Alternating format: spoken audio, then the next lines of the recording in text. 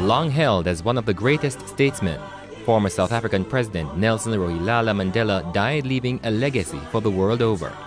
Called Mandiba, the former leader led the struggle to replace the apartheid regime of South Africa with a multiracial democracy. Mandela became one of the world's most beloved statesmen when he emerged from 27 years in prison to negotiate an end to white minority rule in South Africa. There have been 3 or 4 people that have stood out in history in the sphere of social engineering in terms of dealing with extreme racial issues and against adverse circumstances that were extraordinary. Mandela, to my mind, ranks in that 3 or 4 were Garvey, King, Gandhi, and himself. And he ranks very high among them, and I would like to rate them between those 4, because he faced a very, very difficult situation of the intense hostility that the racial problems of South Africa were giving to any attempt to get racial stabilization and equality. From what I know of him, through reading, through continued interest in him, he was one of the exceptional people which the world is blessed with from time to time. Someone who can just actually put his life on the line to save his country and to save his country's people has got to be an exceptional person. And the Nelson Mandela story is one which, when it began to become part of world history, people really almost couldn't believe it, that he would have spent those 27 years in Robben Island, and he went through no ends of things. One of the things I remember reading was that, for instance, he was so lonely he made friends of 2 ants who used to live inside the cell. This man was a boxer, man of strong physical strength. He was a lawyer. All of that before he ended up breaking rocks in a quarry on Robben Island. And I've always found that the attempt to put people in understanding of why do they do this, why do some people sacrifice and some don't. And I particularly make the comparison because today it is very hard to find people who sacrifice for each other. So what Mandela went through, they not only took the land and the possessions of black people, but they tried to take their soul too. One of the great memories of my own life is to have been able to go to Soweto. And the only response that I could give from that experience was to cry the whole day I was there. To see the little house in which Winnie and Nelson Mandela lived. It's about the size of one of the Food for Poor houses. And that all those years that he was fighting, he lived in such simplicity, but rich in the love of the people around him. His type of leadership was democratic socialist, I would say, but I think more so it's based on a spirit of conciliation, firm, decisive, but also willing to compromise. And that is fueled by the fact that South Africa, a deeply divided society, needed a kind of leader that stood above criticism, that could bring several disparate groups together. So I think that kind of leadership certainly made Nelson Mandela the icon he is today. He wasn't there long enough for us to look at him in terms of just raw leadership. But if he wasn't a good leader, put the question another way, if he wasn't a good leader, he would have suffered the consequences very early, because he had to be very firm to get that policy through. And as Mandela led the struggle, he would gain the admiration of countries across the world. Jamaica was one of them. Jamaica, let's welcome Nelson and Winnie Mandela. Mandela.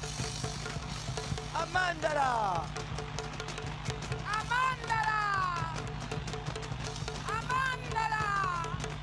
When he came here in 1991, I think it was July 1991, Jamaica went crazy.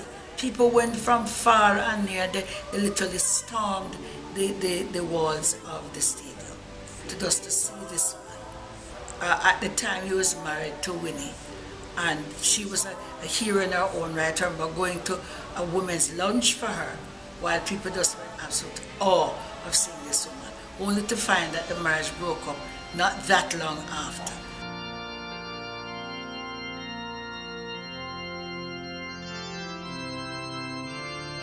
Many rivers to cross, but I can't seem to find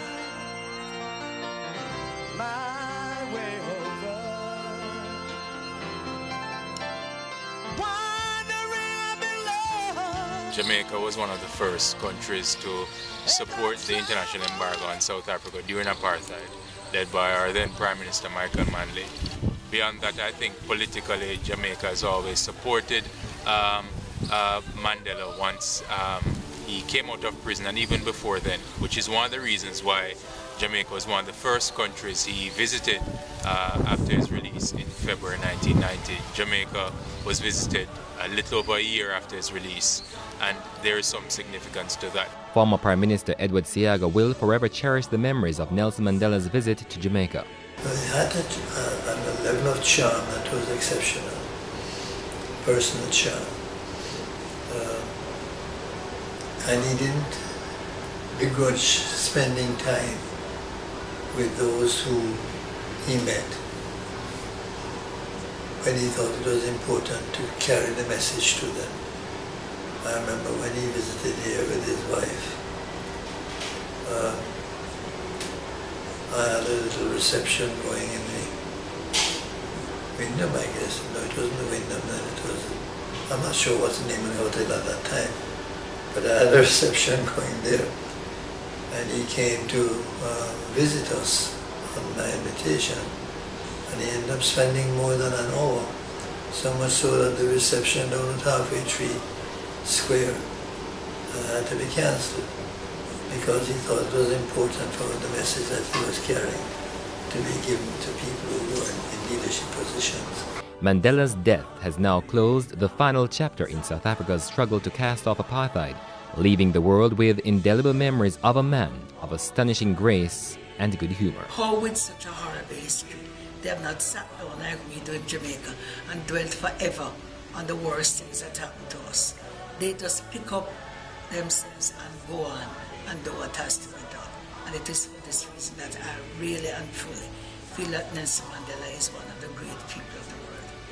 My graduate and postgraduate research was on South Africa and the Truth Commission, and a significant part of it was the role of Mandela's leadership. I think what I'll miss most is this source of inspiration that I grew up hearing about and watching him while in prison, and we had this program in Jamaica called South Africa Now in the 1980s. It introduced me to Nelson Mandela, and it helped me to understand that when you have a conviction, irrespective of the persecution that you face, you must fight against the odds. And one of Mandela's favorite expressions is that, you know, there was no person who was superior to him inside or outside of prison, not because he was arrogant, but because he was self-assured. And I think what I'll miss most is this very calming figure that didn't have to speak much. He just showed up and people appreciated his presence. I think that larger-than-life presence is one of the key things I'll miss. Mandela's legacy is going to remain forever. And many times death is where the legacy starts. In Mandela's case, that was not the case. In Mandela's case, his legacy preceded his death. His death will only cause it to continue and to survive. Let there be justice for all. Let there be peace for all.